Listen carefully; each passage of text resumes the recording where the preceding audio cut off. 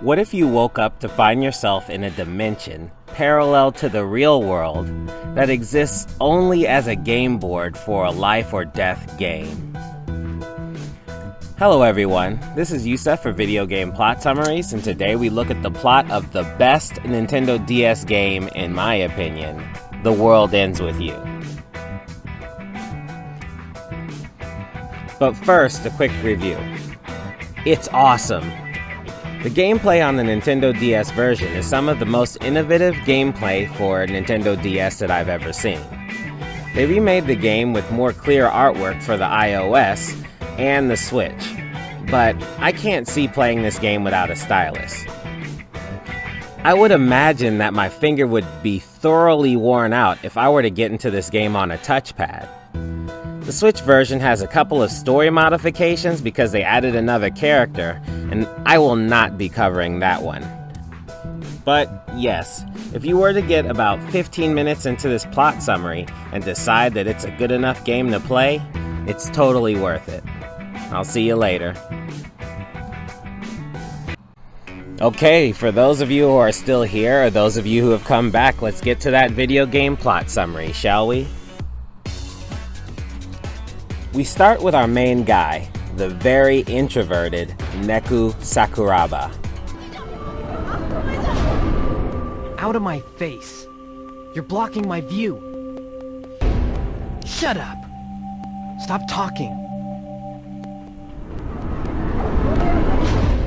Just go the hell away!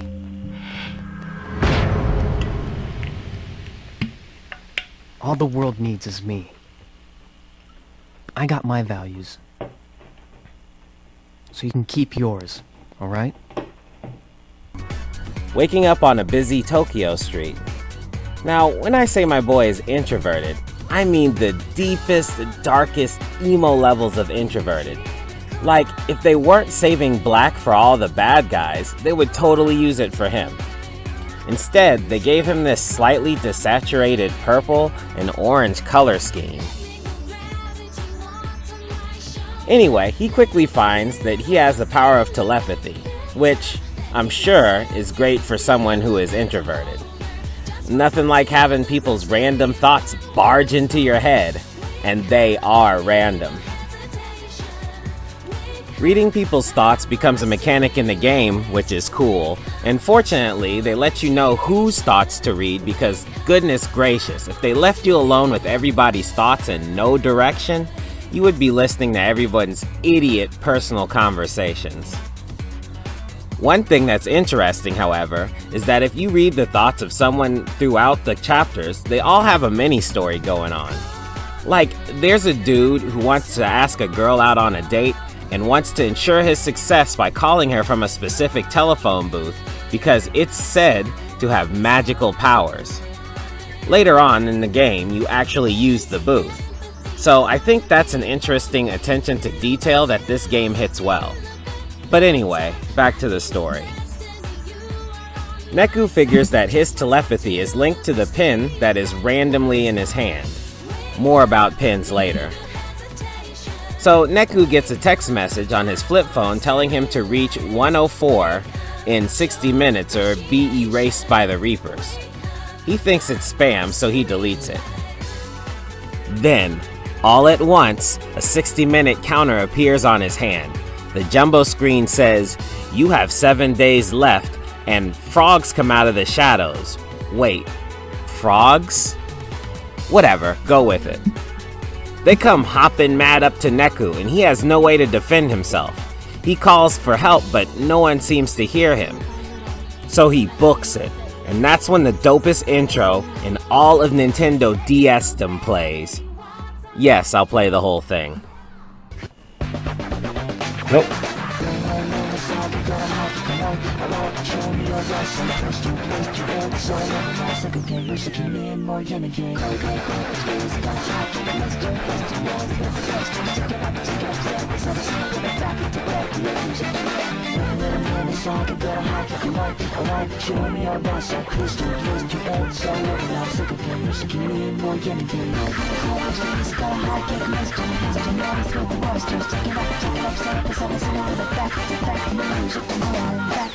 news of the man.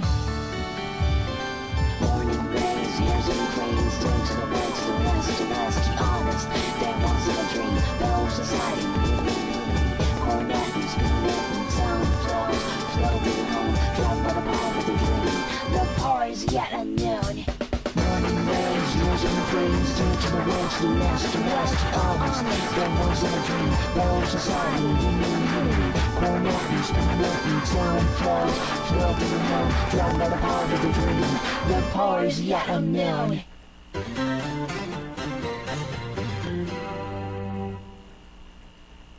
Dope, isn't it? So then we see two Reapers. One is laid back and the other one is high-strung. They reveal that this is a game and the Reapers need to erase the players. These two make a bet to see who can kill the most players in a day for one bowl of ramen. Dude, I know ramen is delicious, but is there no other betting currency in Tokyo? So back to Neku. He is now witnessing people being deleted by killer frogs. How demeaning. Just when Neku is backed into a corner, a girl shows up asking to make a pact with Neku. He is like, "Are you serious?" But she explains that the only way to defeat the frogs is to work together.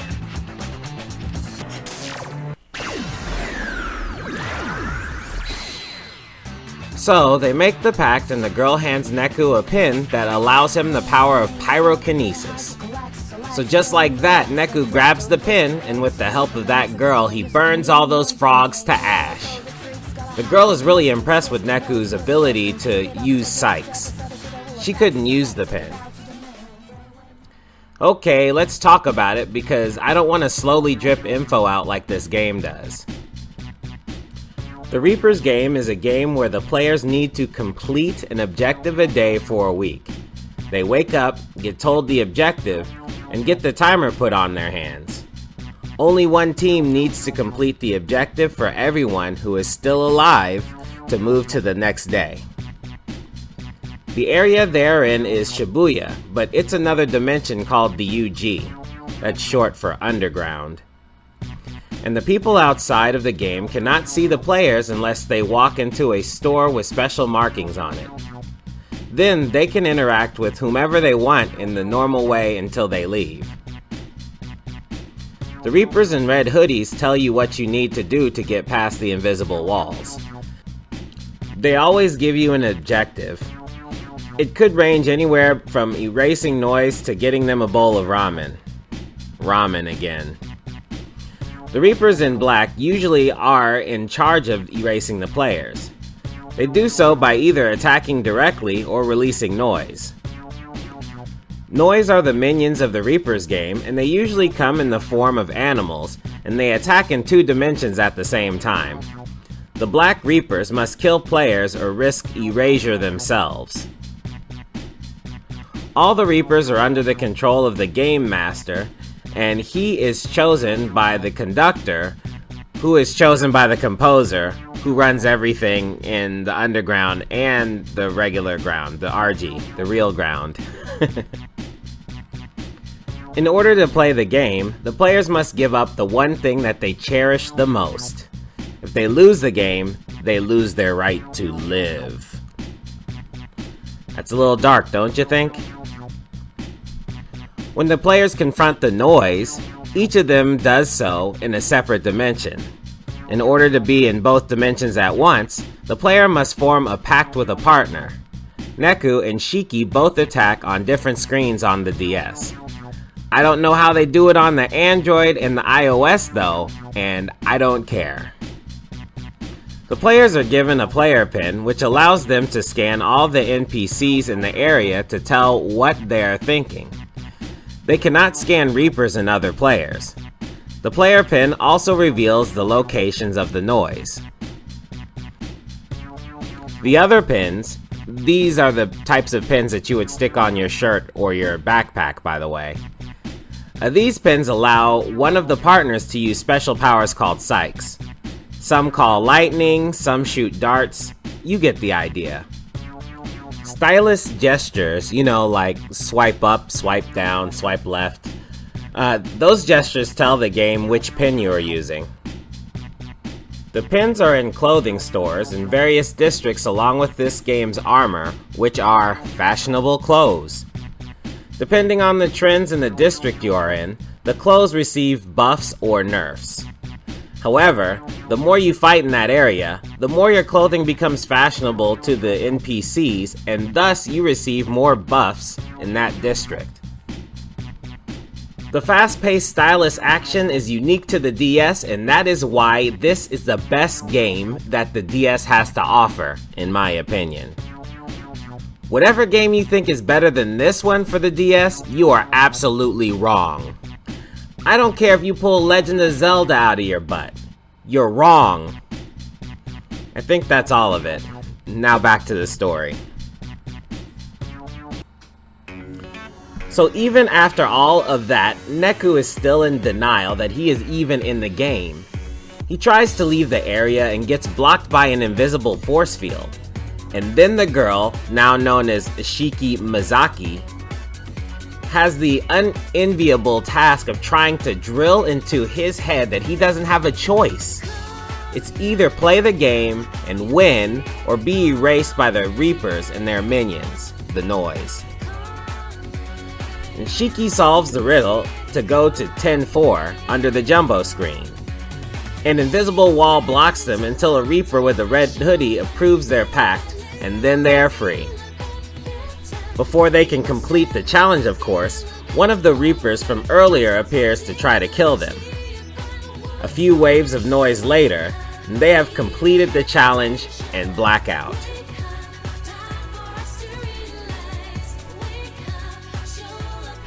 The second day, Neku and Shiki wake up a little groggy. The text message comes in. Set the cursed sculpture free. You have 60 minutes. Fail and face erasure. The Reapers. Then the timer appears on Neku's hand again. He is still in denial, so Shiki explains to him again that the message is real. Neku remembers how those people got straight up erased on the first day. So, sure. Shiki sighs and looks at her phone. That's the second time this scene she's done so. In order to get out of the little basement they're in, Shiki and Neku need to fight their way out by using their pins to find the noise and erase them. Shiki tells Neku that he should have a whole bunch of pins. Lately he's only been using the one that Shiki gave him and the player pin that he got. When Neku pulls all the pins out of his pocket, Shiki sees that he actually has 2 player pins. What the heck is that all about? How are you gonna have doubles of a player pin? So they defeat all the noise in the area and Shiki solves the riddle. It's Hachiko, the famous statue in Tokyo. Alright, a quick history lesson. Hachiko is a real statue that people in Tokyo like to meet up at. It's a statue of an adopted dog in the 1920s that would always walk with his master, a professor at Tokyo University, to Shibuya Station to see him off to work and would come back at 3 p.m. that day to welcome him back. The professor dies at the university, and the dog keeps coming back every day to the station for 10 years. To honor his loyalty, they made a statue by the station, buried him next to his master, made a statue with his fur in the Tokyo's National Museum of Nature and Science, a mural, and a statue with Hachiko meeting with his master at Tokyo University. Oh, and a statue across from Tower Records that they put there because capitalism. Like that Tower Records isn't a big enough landmark. It's our 20-year anniversary here at Tower Records, and what better way to celebrate that than to tarnish a beautiful story in hopes that people meet up in front of our store. How many times you think someone asked, the professor worked at Tower Records?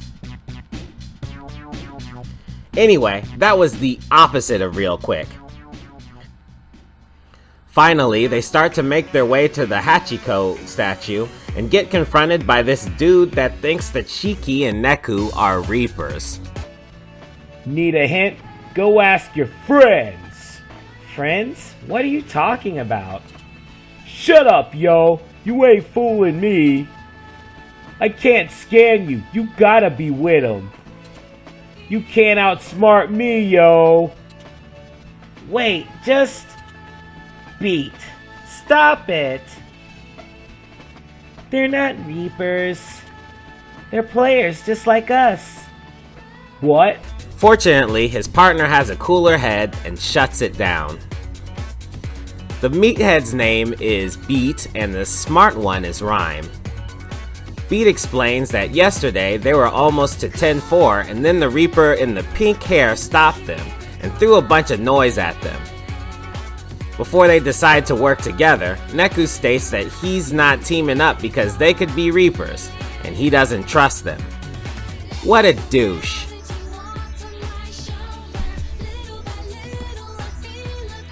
They get to Hachiko, which is also the place where they form the pact, and Shiki just could have said that, by the way. They don't find any noise around the statue, so Niku scans the crowd and finds a guy who thinks that the Hachiko statue has some bad juju and wishes he could polish it away. The gang takes the clue and polishes the statue really, really, really well. After 2 realies, the statue growls and a noise wolf pops out. The two destroy that noise and complete the objective. Shiki tries to convince Neku he should trust her instead of being a giant emo douche, but her point is interrupted by the Reaper from yesterday.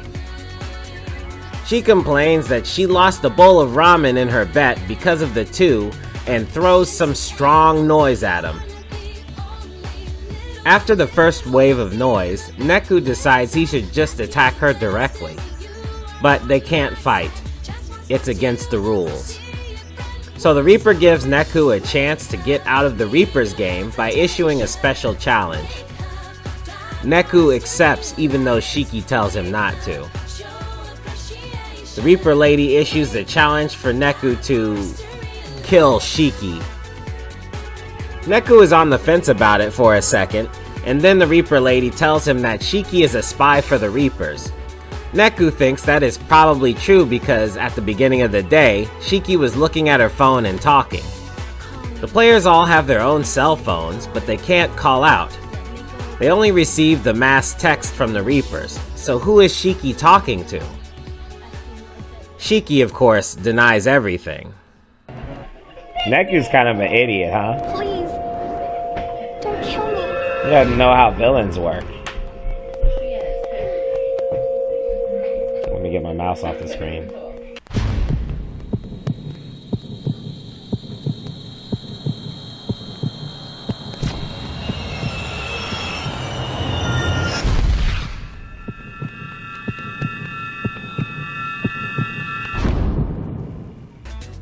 On day 4, Neku wakes up alone in the dark. He can't use his fire pin to light up the dark. He takes a few more steps and hears Shiki. She tells him that he can only use the pins for fighting and reading thoughts. They play it real cheap. To be real, I thought that Shiki was going to die the first time I saw this because they did the cutscene. But when they cut it off like they did, I was like, oh, so he didn't kill her. Of course, when he woke up in the darkness, I was pretty disoriented. But I was pretty much waiting for them to tell me what the hell happened. This game does this a lot. It strings you along with Neku, only giving him and you info at the same time. But then, in big moments, it does a big time skip and moves on to the next day. Then, after a while, it shows you what happened. It's like the game is drip feeding you the information too much, so then it has to omit a section so that it can drip feed that information to you later. Usually a story will interrupt with something more immediate, like someone running in to say something, or bust a cliffhanger for the commercial or the next episode of a show. this game does it like when Netflix shows are contracted for 13 episodes, but the end of episode 13 is only half an episode. So they will do 12 where they will fight the final bad guy, roll credits, and 13 starts with the protagonist making breakfast on a day 3 weeks ago without the director even telling you. It disorients you, but once you get your bearings back, it's like, who cares? Get back to the present. I usually skip over these things, but you can't really do that in a JRPG. Shada. So they flash back to yesterday where Neku was about to kill Shiki, and then a chill-ass dude named Sanae Hanekoma shows up spitting facts about how the Reaper Lady doesn't have the power to make the games. 1 game per day, only made by the Game Master. And she isn't the Game Master. Before Neku can get mad because his dumbass was tricked, she disappears. Mr. Hanekoma tells them he's a guardian for the Reaper's game. Then he chastises Neku for being an idiot and makes him apologize. Shiki, for some reason, isn't that upset. Jeez, what a friggin' wuss. Neku reveals to them he can't remember anything but his name, so it's okay? Anyway, they drop out of the flashback and Shiki gets startled from her phone beeping. It drops on the floor and Neku sees that the home screen is a selfie with Shiki and her friend. Shiki is a little embarrassed for some reason though. The screen says, "Defeat the master of A East." They leave the dark area to find that they are actually in A East. There's a guy mumbling about some dude that was supposed to be there. He sees the two and asks them for a favor. Neku is weirded out because the guy shouldn't be able to see them. The guy tells them he's 777. He's in a band called Deathmatch, and the tech is missing. He can't leave the spot he's in, so he asks the two to find the tech. Alright. Neku figures out that 777 is a Reaper, and that's why he could see them. So he agrees, and Shiki, who is a little behind, is surprised. Also, the tech can turn on the lights. So they find the tech in the street, complaining about how tired he is of his job. Upon closer inspection, Neku sees that the tech is surrounded by noise that is affecting his mood. The two erase the noise, and the tech perks up and runs back to A East, only to be reminded that he was supposed to get a fuse so that the maintenance guy can fix the lighting. 777 angrily shoos him off. The two run off to find the tech and run into Beat and Rhyme. They tell Neku and Shiki that when they hear a special word, it shows up on their phone as a meme. I don't think it meant the same thing then as it does now. So they telepathically suggest the meme into the right person's head to move them along in the game. It's called imprinting. I wonder if this will be useful anytime soon. Team Neku find the tech who forgot what he was supposed to be doing. They imprint the meme Blackout to remind the tech, who now knows he's supposed to get something in Dogenzaga for the blackout. But he doesn't know what, and the two know it's the fuse but don't have the imprint word. So they go back to A East to talk to the maintenance guy who is thinking about the fuse, and then they come back to imprint the meme fuse into the tech's dumb head. The tech goes to an antique shop to get the fuse, heads back to A East, and turns on the light. Once the two walk into the venue, the lights that were on turn off immediately. Neku senses a boss fight. Let's go. Get him!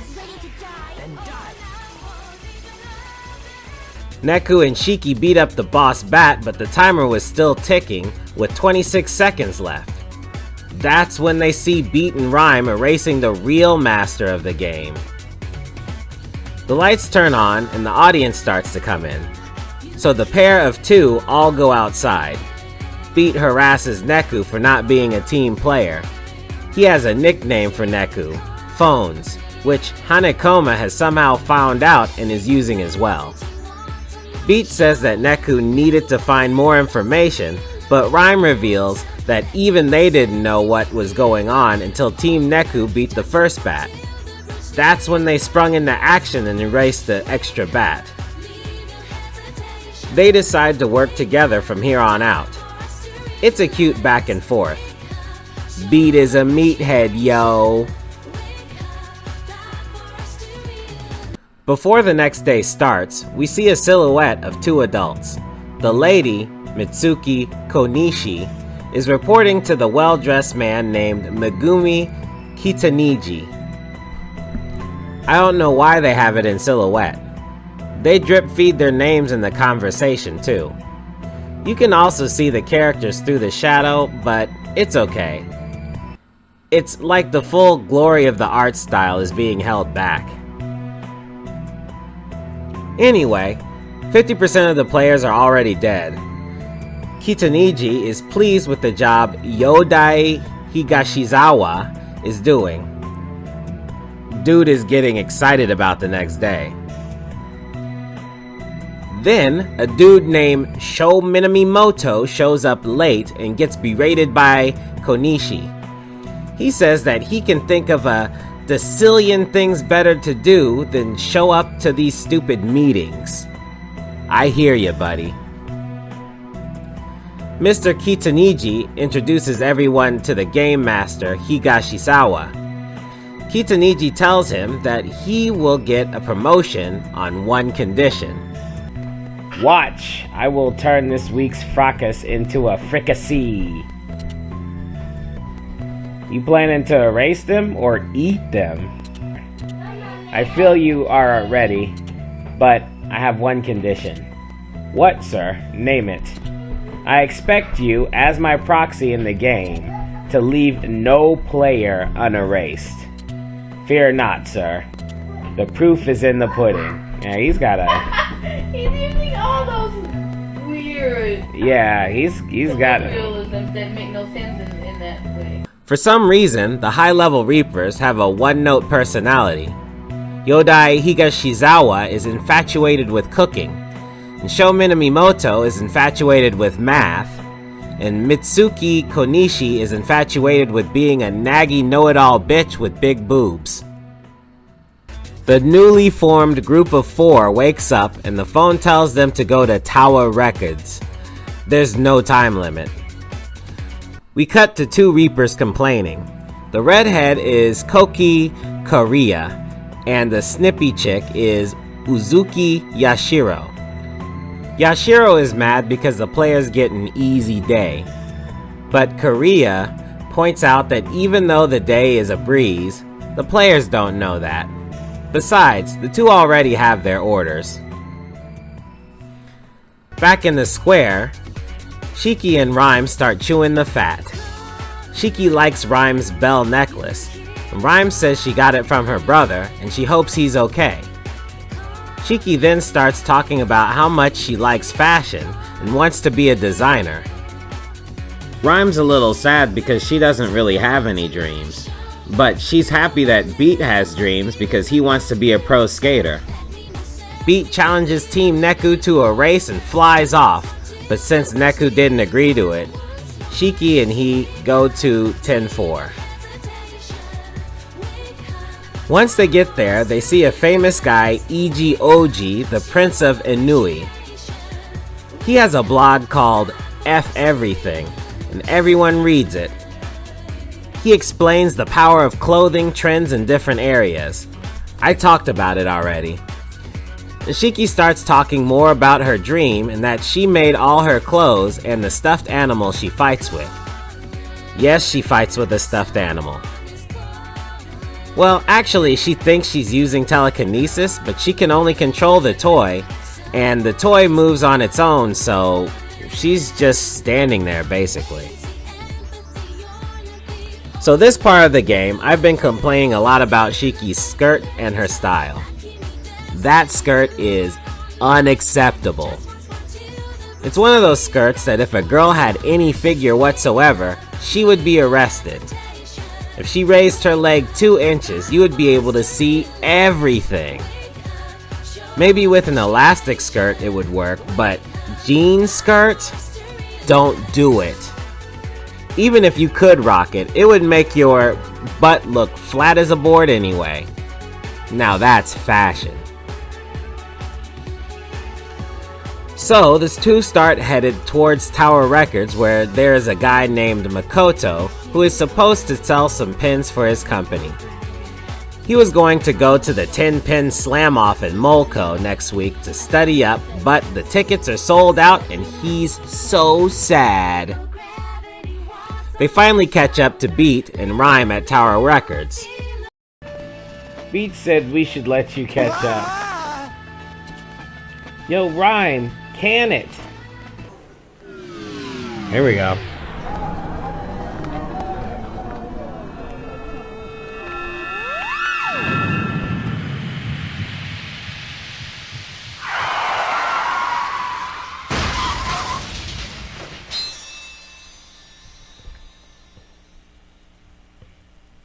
And then, in comes Korea and Yashiro.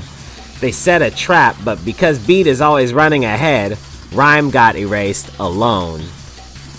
Then bam! Yashiro and Korea make noise to get Beat. Yashiro reveals that the Reapers have the ability to make noise. They grab a soul and use a pin, and voila! It's a good thing that Neku and Chiki are around to take care of the noise, or else Beat would have been a goner. Beat still wants to fight, but Hanekoma swoops in and tells Beat he's gotta come with him if he wants to stay alive. Neku and Shiki fight a boss shark, and then have another disagreement about whether or not having friends is worth it if you can lose them and feel bad about it. Neku is basically cold to the idea of Rhyme being erased, and Shiki calls him no better than the Reapers. Neku is like, meh. Neku is back on his loner stuff. Real talk though, that friendship didn't even last a day. Anyway, I can see by the timer that I've been talking for almost 30 minutes. With the stuff added in, we're over the time. So, we'll see you guys on the next installment of The World Ends With You, and I hope you enjoy it so far. Peace.